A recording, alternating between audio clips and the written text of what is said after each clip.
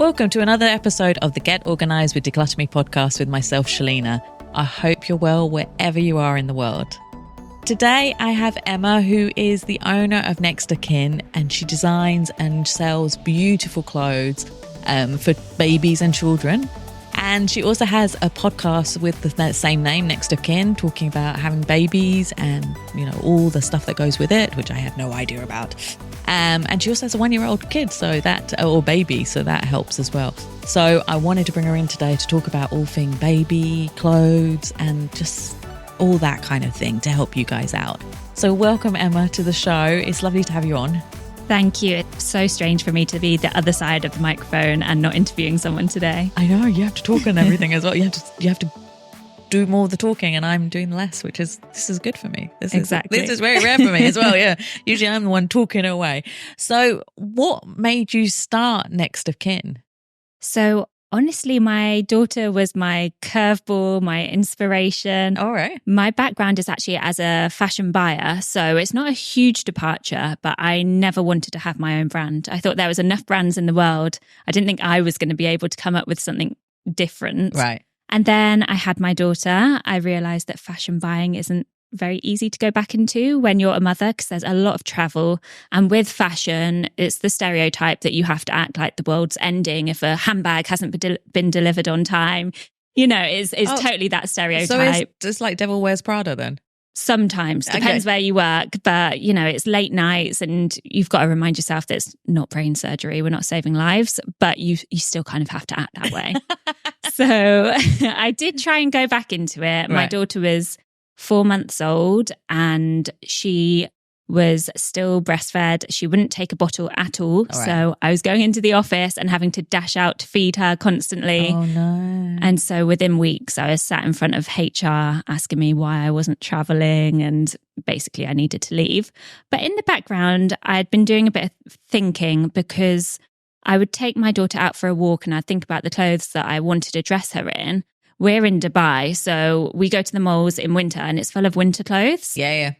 Like, why? I still needed to buy little rompers for her and summer clothes for her. And so I thought all about this and thought someone else should really come up with this brand that sells these products. And it wasn't until my partner said to me, Next of Kin would be a really good baby brand name, just totally out of nowhere.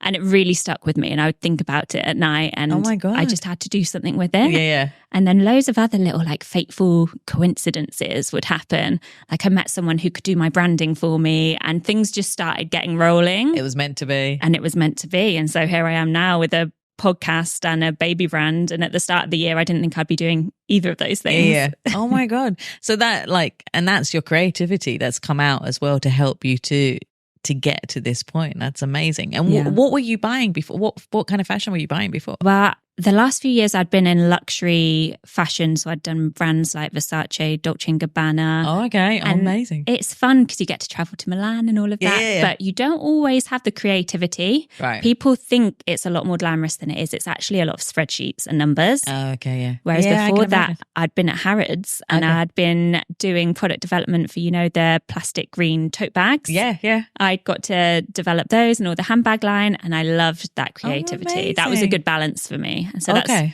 kind of what I've got back now because I've still got to do the numbers, but I also get to play designer as well. So that's amazing because you've had that experience and knowledge to get to this point as well. Yeah. Which I always say is important for people who want to start businesses. I mean, I know we're going to talk about organizing and kids stuff, but people don't talk about that when starting a business, that you need that background knowledge like to run a business as well. But as much knowledge as I have in that, I still often feel like I know nothing. When you start a business, you just don't know where to start at all, do you? Yeah, no. I mean, I had a legal background and I worked for companies. So I had that legal and finance background to run the business. But branding and marketing, I'm clueless. I mean, I know about social media because I've been on it since the beginning. But yeah, it's. I mean, I've been doing this for 10 years now and it's still, you're still learning. You're still finding out things and making mistakes. So yeah, I mean, you survived 1 year. That's amazing. Here's to more. Well, someone said to me, because I attended this masterclass about how to get stocked by different retailers. Yeah. And they were like, Emma, you should be giving this masterclass. And I was like, because I was a buyer and that's kind of what I'd done. And I was like, no, because anyone that approached me, I would like on LinkedIn or whatever, I wouldn't respond. I'd delete that message. So I really didn't know what to do because I haven't been in those shoes before. And plus you had it set out for, it was sort of a bit easier, wasn't it? Yeah. Right? There's always other people, other departments, isn't there? I've got the merchandiser, I've got the logistics, I've got the legal. And now you have to do that. You're everything. Yeah, that's interesting. Why did you focus on the clothing for the kids? Okay, so for me, I mentioned when I was out for walks with my daughter, the reason is she would be strapped to me in her baby carrier and she'd have her little legs out. And you can't put sun cream on babies under 6 months. Oh. But you also don't want to put them in leggings or heavy items like that. It's too hot. Yeah, so that was the absolute first product I thought of was a jumpsuit that covers their legs, but it's nice, breathable cotton. Right. And a zip up the front because then it's easy to dress. I found different jumpsuits, but they then wouldn't have poppers to change the nappy. Yes. And so you've got to get this baby completely undressed to change the nappy, and they hate that. So for me, you'll see in my range, it's all got the poppers, it's got the zip at the front. The first samples I had done, they automatically put the zip on the back because they thought I'd want that concealed. But if you think about how you're dressing a baby lying down on a changing table, you want to zip them up the front.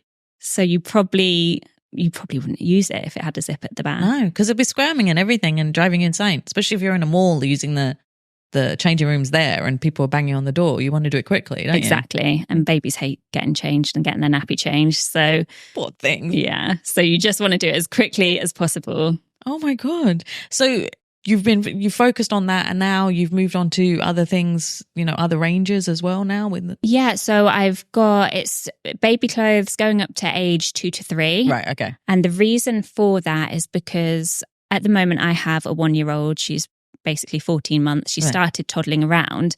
So I remember, and I have a list of things that were important to me at all these different stages. Right. But I haven't designed yet for those toddler years. Right. And so that's probably going to be my next collection. And I'll start growing that age group as she grows up because I'm starting to think of different things she needs. A really interesting example is little dresses for babies, which are most of the time pretty impractical, but they are so cute and we can't help it. Like we have to buy them. They're so cute. But everyone I spoke to said they want the matching bloomers for babies to cover the nappy. Yeah. If I had designed that when she was, say, 3 months old, I'd have done that attached to the dress, like a little vest that's attached with poppers. But now that she's moving around and you go through that crawling phase and the dress gets in the way, I've done the bloomers separate so that you can tuck the dress in when they're trying to.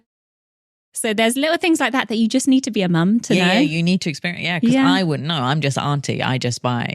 I buy things for 1-year-old when they're newborn, because everybody's buying the newborn stuff and not thinking about the future. So I'm organized and think about when they're older and 1 year and they haven't got anything to wear. So their stuff, the stuff ends up getting worn and then Auntie Shalina gets thanked. So, so when it gets to that point, let me know and I'll buy the stuff for the kids and stuff.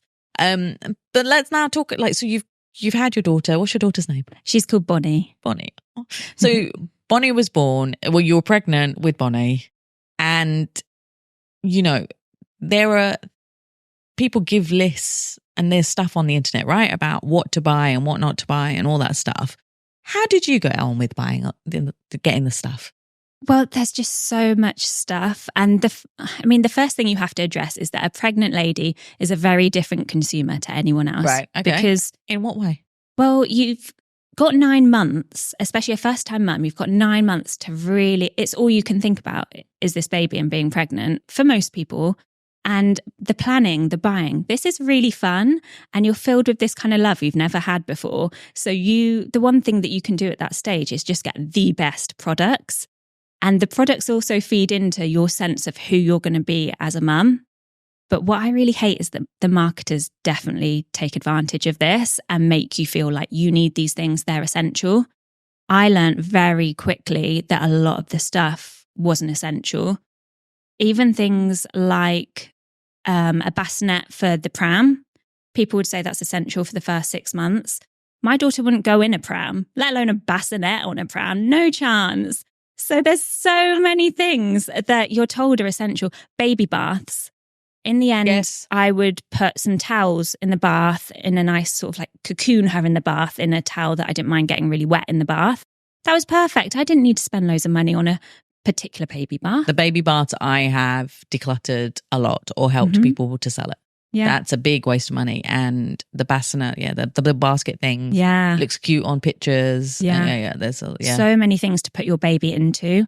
And a lot of people are going to have babies who don't want to be put down at the start. Yeah. And I didn't know that at all. I didn't think that was going to be a thing. Yeah, no, they just stick to you, right? They just want to be next to their mummy. They just want to feel cocooned and of course they do. They've been inside you. Yeah. They just want to be skin to skin. That's it. Yeah. So none of that stuff. So they're the two things to scratch off the list immediately. So many things like that. I'm trying to think of other examples that you would just think, for when the baby's a bit older and you start weaning, my first thought was, okay, I need to get a baby food maker. You absolutely do not need to get a baby food maker. Just get the blender out. And even that you're going to use for maybe a week or two. And then you're just going to be mashing things with a fork and onto solids. It's so quick, that phase. Really? That it's just not worth buying at all. But I have to say, because I said that the pregnant lady is a totally different consumer, is that it is fun for her to buy all of these things. So to my friends, the 2 tips I give them is buy secondhand. Because I bought 3 things: a baby bouncer, a docker top, which is something you put the baby in. What? To dock your baby in. It's like a little baby nest. Okay. All right. I bought that, and I bought this lovely wooden oval crib, and I got those all secondhand. She never used any of them, hated them. But I could get my exact money that I paid for it back straight away when I sold it. You can say you never used it as well. I never used it. These things are all good as new when you buy them secondhand, because they've been used for such a small amount of time or not at all. Yeah. That, just buy it secondhand. I think there is, the secondhand market for baby stuff is the best market here. Oh, yeah. Everything else, it's you lose money, you get annoyed, and you get the how much thing. But they seem to own the only things that hold value here are baby things, isn't it? And now, what about like the cushions and things? Like the baby cushion things, and you like, does that? Well, I would say for me, I use that a lot. Okay, like the breastfeeding cushion. Yeah, I use that a lot, and like the pillow for when you're pregnant. So again, you can get these things secondhand. You don't need to be precious about it, but you'll probably feel a bit precious because you're pregnant. You want brand new things, but you don't need to be precious. The other thing to do, and this is the second piece of advice I give my pregnant friends, is to do all of the research that your pregnant heart desires into these products. So you know exactly what you want when you get to that stage, but don't buy it. Don't buy it until you actually need it. Yes. Because we live in same day delivery land, don't we? Well, this is what I say for everything. I'm like, we have supermarkets around the corner everywhere. We have, same day delivery. We're really fortunate here that we get same day delivery. Even IKEA delivers the next day and will assemble. So no one needs to buy early anymore unless it's out of stock, which is quite rare, isn't it? But I have had clients who've gone to America and to the UK and they buy stuff there because it's cheaper and they buy in advance. And then I've had to organize it before the baby is born. But is there that much of a difference? Like, did you do that? Did you go home and buy stuff there? I did. I bought my pram, funnily enough, from Harrods. Okay. And got it shipped over. And that was still hundreds of dirhams cheaper to get it from Harrods. And this isn't like an expensive pram at all. It's one of the cheaper ends, but they happen to have it. But even paying the 120 dirhams shipping was cheaper than buying it here. So there are things like that. Yeah, but I think mostly it's not necessarily worth it. What about the bottles? Because there's a special brand. Is it Dr. Brown? The bottle chat. I'm on obviously all the mums groups and I've been trying to get my daughter to take a bottle forever and failed. And everyone will say, try all the different brands. So I've got them all. And God, there's not that much difference. And my only advice would be if you can get man bottles, you can get them on Amazon. They're not really in the shops here, but they self-sterilize in the microwave. So that's great. The rest of them, you're just going to trial and error. Don't buy them before. Don't bother. Just wait until they're, There's just, oh my God, there's just so much stuff. So what are the most common challenges you faced being a new mum? Honestly, I guess what surprised me was that it's just chaos. Yeah. It's just chaos. And as much reading up as you can do when you're pregnant, those books are not about your baby. All these tips that you get, all the advice, you feel an obligation when you're pregnant to listen to everything, but so you can be the best mum possible. But actually, scrap it, just follow your gut. And I really felt like I was going to be a specific kind of mum. Okay, so what were you going to be? Okay, a good example is that I told my mum that I had done all the research and my baby would actually be sleeping through the night because I'd found a routine. I'm going to feed her every 2 hours and she'll be full, so she'll sleep through the night. Okay. My baby came out and wanted feeding every 45 minutes. 2 hours was a long way off. So she slept okay to start with, but at 3 months, she decided she wouldn't be going in a cot ever again and has been in with me. Okay. And I am now breastfeeding a toddler and co-sleeping with a toddler. Right. And to me, when I wasn't a mum, that would have been the total opposite of the kind of person I thought I was. Yeah. I wouldn't be co-sleeping or breastfeeding a toddler. Like I would judge that. Yeah. And now I've had my daughter and I realize that's actually just what she needs and it's what works for us. Yeah. But at the start, when I was still trying to get her in that cot, I did feel like a failure because I had those expectations when I was pregnant. And because you'd read about it and heard about it. Yeah, I'd done all this and even now when I Google advice on whatever it might be and I read through all the advice and I'm like, yeah, that's not going to apply to my daughter. They're all so different. Yeah, that's the thing. And I think that's the problem that there's so many of these things that come out and even like the hospitals and doctors and stuff say stuff as well, don't they? That you have to do this and this. And then I've seen some of the notes and I'm like, does this work? Like, it just sounds, it's too much pressure on you. Yeah. Does it give like anxiety? And it does. And also sometimes it feels like it's the one part being a grown up where you're not really like trusted to trust your gut when actually it's like the most instinctive part. Yeah. Like when I was giving birth, I had the instinct that everything was fine and they wanted to speed things up. Yeah.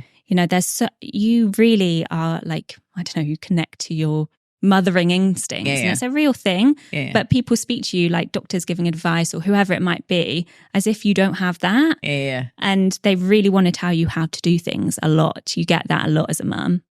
I can see that. And I've seen that with friends and like, close friends that people give unsolicited advice as well.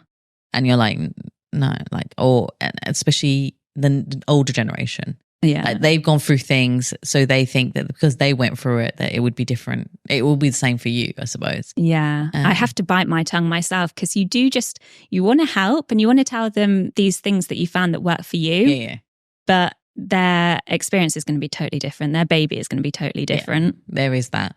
I mean, funnily enough, actually, this morning I was listening to Princess Eugenie on another podcast, and she was saying that her baby sleeps through the night. Oh, I listened to that podcast too. Yeah, I was so upset hearing that.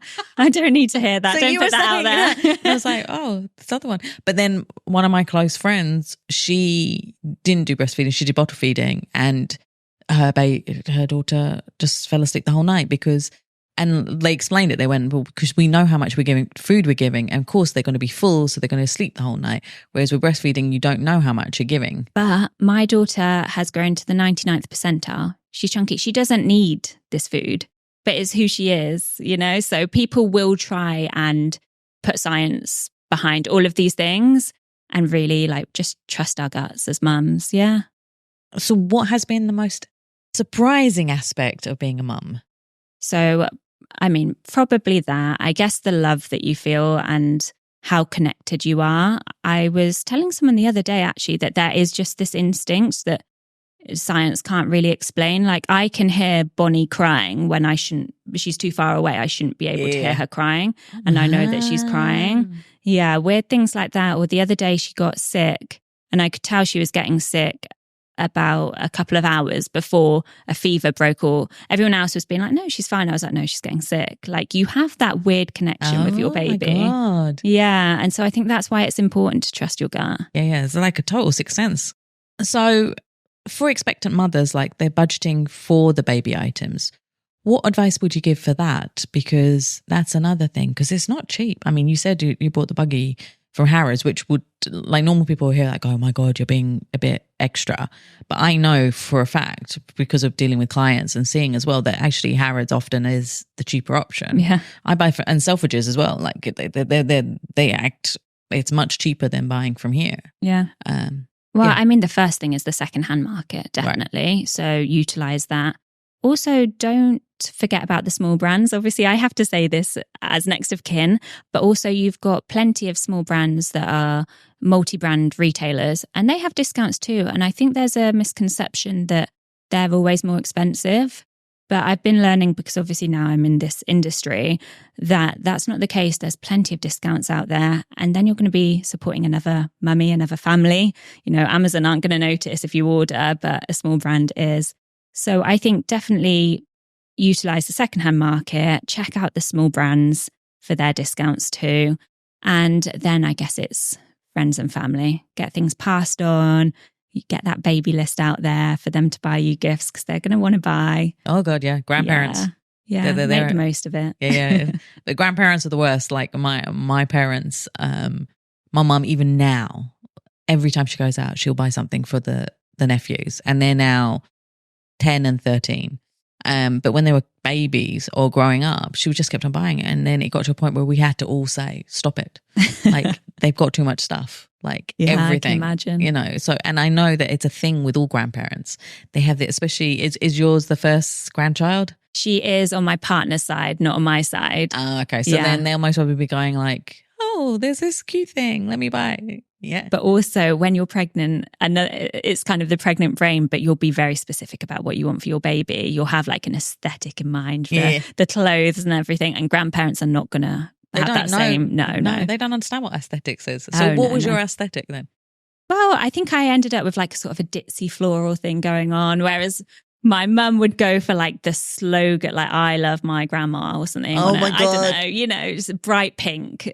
And we actually nearly had a full-blown argument in Primark when she wanted to buy something. And in the end, I had to tell myself, this doesn't matter. Like, she's enjoying this. Just let her go for it. Like, and also you won't be as precious when the baby comes. Well, I mean, it's funny you say about Primark, because I bought from Primark for my nephews and my sister-in-law wasn't happy. She thought I was being really cheap. But I was like, it's, you know, they can wear it all the time. They can do whatever they want on it. They can throw up whatever, use it till it falls apart, and then I'll go buy new stuff for them. And it actually was the best thing to buy, because that was the stuff used every day, because the expensive stuff is not taken out then. It's not used because it's special. It's only for special days, and that will last for one day because they'll grow out of it. So then I was, you know, then it was like, oh yeah, Primark was the best idea, wasn't it? Like, so all the cheap brands, like full throwing up, running around in the mud, pooping in them, doing all that, it's perfect. And I mean, my experience working for designer brands as well is that they don't really know how to design for kids either. And so they're not going to have the functionality that actually you're going to find with the cheap brands. Yeah, no. And I mean, I organize a lot of the designer brand children clothes, and a lot of them stay in the boxes to be given to the next friend or family or sister that had the baby, because people buy, like grandparents especially, buy so much of that and then it's never worn because it won't fit them. But they don't do the sizing properly either. So they're all wrong. So yeah. Looking at one of the companies you used to work for, I can tell you that Dolce is not great. Dolce not too bad. Some others, yeah. Yeah, some of they're very pretty though. They're gorgeous. Very pretty, yeah. Especially the dresses. Like if you had the matching dresses. I know. You have to do that. Have you still got an in with Dolce? So how are you striking now a balance between work and family and having Bonnie as well? Honestly, it's impossible. Like, and I want to say that for the mums out there who are feeling the same. Yeah, you know. Like, there's no magic answer to this, because, I mean, you've heard of mum guilt, and then you've got small business owner guilt on top of that, because both of these things are never ending. There's never you never feel like you've done enough. And so right now I'm here with you and I feel like I probably should be with Bonnie. But if I was with Bonnie, I would probably be thinking about work. And then you're obviously meant to have self-care and nurture your relationships as well. So it's impossible. The only thing you can do is accept help, I think, and try and delegate, and definitely delegate all cleaning. Okay, yeah, that's delegate all cleaning. Yeah, okay. And we are fortunate here that we can get that. I mean, like in the UK, it's not cheap right now. So, but I know. Delegate it to your husband. Really? Yeah, you should not be doing the cleaning. No, I know, but some of them are just rubbish. Yeah, true. I mean, I am fortunate that my boyfriend is good at doing stuff, and like he will help out. But yeah, no, I know a lot of men are not helpful when it comes to that. No. So yeah, you're lucky if you got a good one. Yeah, and a cleaner. So and a cleaner, yes. And what else do you delegate as well? Well, I mean, I'm not very good at it at the moment with Bonnie because she is very attached to me. That's her personality. She's like that. She just loves her mummy. She's just been ill, so she's been attached to me the whole time. And I feel like I needed to recover from her illness because it was 24/7. But we do have a nanny, and that's something that we can do here in the UAE, and it's a bit harder in the UK. And I think sometimes there's a preconception with people in the UK that means that you're, giving away the parenting to someone else to do. And actually, the reason we got one is because she can then be in the house with me, so I can work, but see her constantly. Like I go and do all her meals with her, still breastfeeding, things I couldn't do if she was at nursery. So I guess that's a big one that I need help with. Whereas in the UK, you might have family nearby. We don't have any. And so it took a lot of twisting my arm to even get to the point where I agreed to having a nanny. But to go back to work, I had to. And at least then she's also looking at the housework for us and sorting that all out. So it's a total weight off my mind. I think, and like, yeah, it is that. I mean, there is that misconception at home. I mean, even with having a maid, like I've been here for 18 years and I've had a maid that comes once a week. But there's this conception that we are spoiled and pampered, but it's actually no. If you need help with someone, with something, I haven't got time to do the cleaning myself. I have my maid who's been with me for a few years, and she just has free reign in my house, just gets on with it, does it, tells me what's missing, what to do. She even deals with my packages that come from, Amazon and stuff, because she knows that I haven't got time to deal with it all now. So I think we all need that, don't we? Need to embrace it. And if we can afford it, do it. Yeah. I was listening to a different podcast that was saying that, especially as a small business owner, your cleaning is never going to be done and finished. Like it's just such a kind of waste of your time, really, when you could be pouring those resources. But then as a mum, you think about the saying that it takes a village to raise a child. And we don't have that village when we're away from our family. And another podcast, again, I'm a good podcast listener, but they were saying that actually it's not that we don't have the village, it's that we have to be prepared to now pay for the village. Even if we're back in the UK, I think, my parents are busy doing their thing. They've still got businesses. It's not however many years ago where you'd have the grandparent that lived around the corner.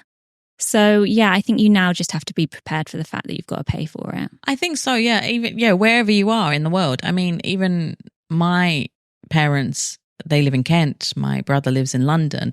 So it's not that easy to go. They've helped over the years, but it's not that easy for them to go help. Then they've got better things to do.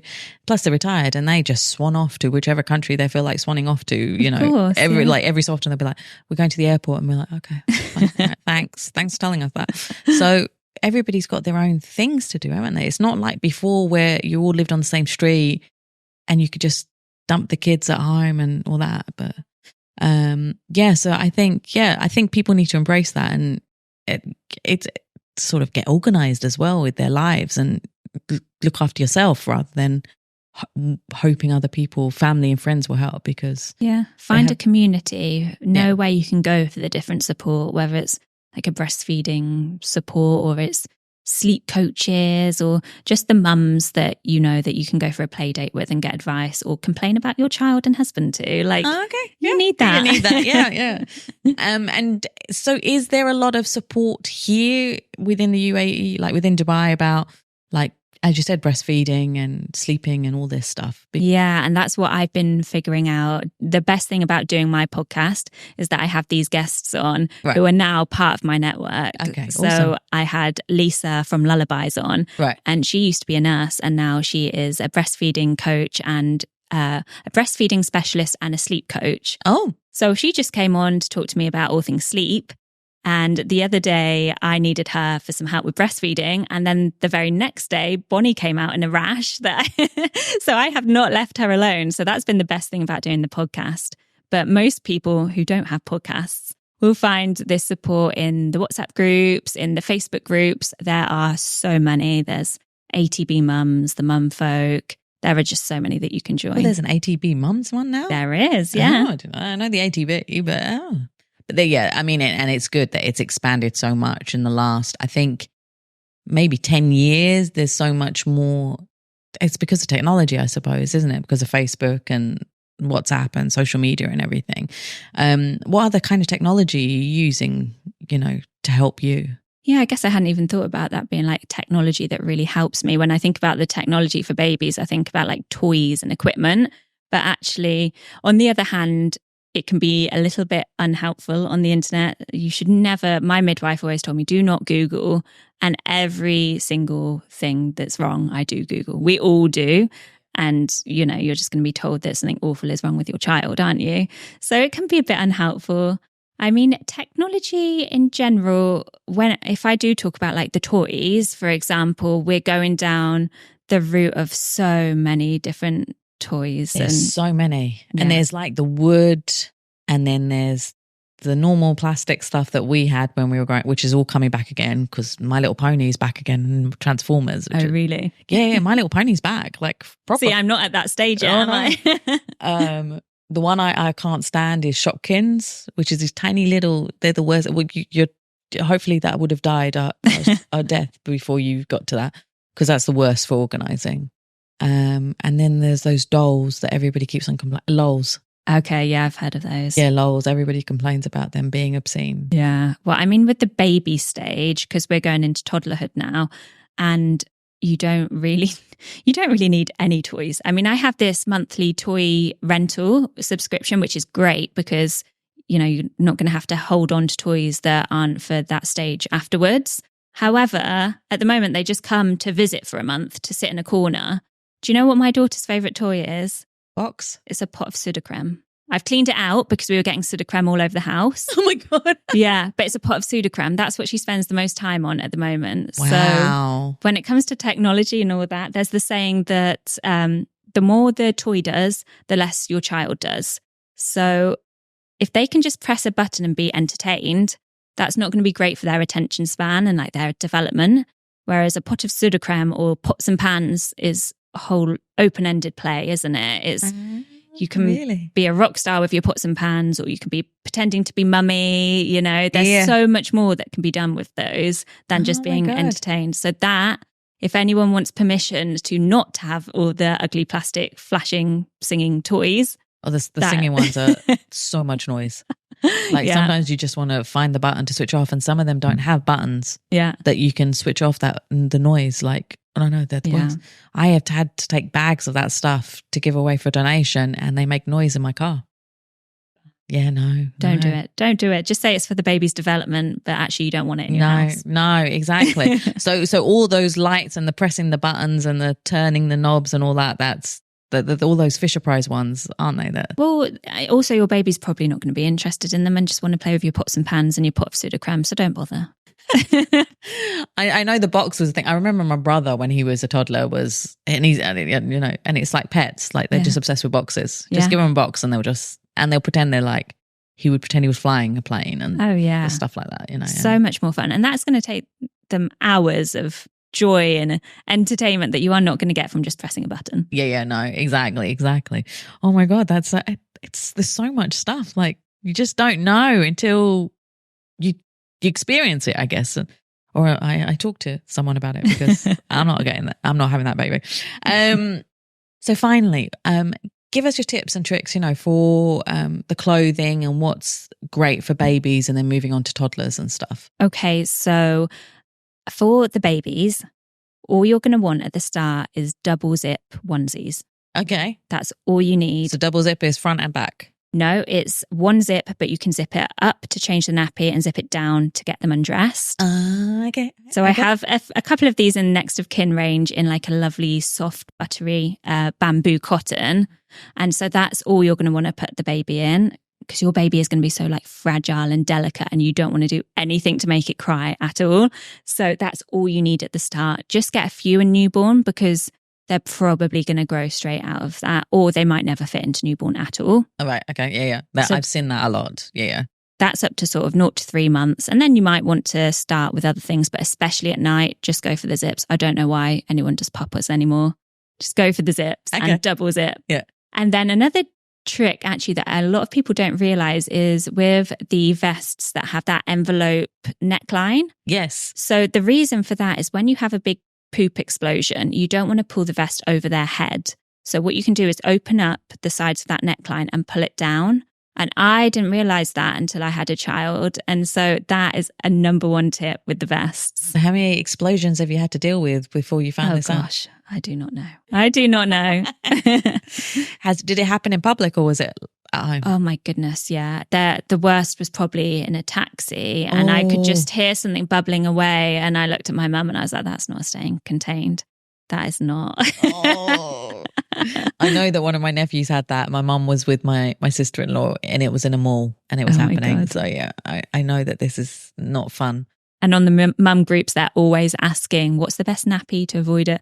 Like, no, none. It's just going to come out. It's going to happen. It's going to happen. No, even worse than that, I had it on a yoga mat that wasn't my yoga mat at a mummy and baby yoga session. That was awful. And I didn't have anything. But you're around the other mums and everyone's just like, oh, here, like, have these wipes, have a sock to clear it up. Like, the other mums don't care. But I did feel bad giving that mat back. Just pay for the dry cleaning. Yeah. Can you dry clean it? I don't know. Maybe one. I just ran off. Oh my God. That's cleaned it thoroughly as much as I could. And then out of embarrassment was like, I'm so sorry. But they must be used to it. It must be happening. I hope so. I'm sure it must have happened before. You're not the first, for sure. On that note, let's end on a poop note. That's amazing. Thank you so much for being on the show. It was so informative and interesting to know all this stuff because I am, as you know, clueless. So thank you so much for being on the show. Thank you. I've loved it. And how can people find you and listen to you and the store and everything? Well, the podcast is Next of Kin Parents Podcast, and you can find that on all the different, Apple, Spotify. And then on Instagram, it's at nextofkin.ae. And for the store, it is nextofkin.ae. And I ship at the moment free shipping to the UAE and shipping to all GCC countries. And you can actually use podcast 10 for a 10% discount. Oh, all right. Awesome. Thank you so much for that. And I'll put that all in the show notes as well so everybody knows where to get to you. Thank you for listening to the Get Organised with Decluttr Me podcast today. I hope you enjoyed it. If you did, share it, like it, tell everybody about it, and I will talk to you next week. Take care. Bye.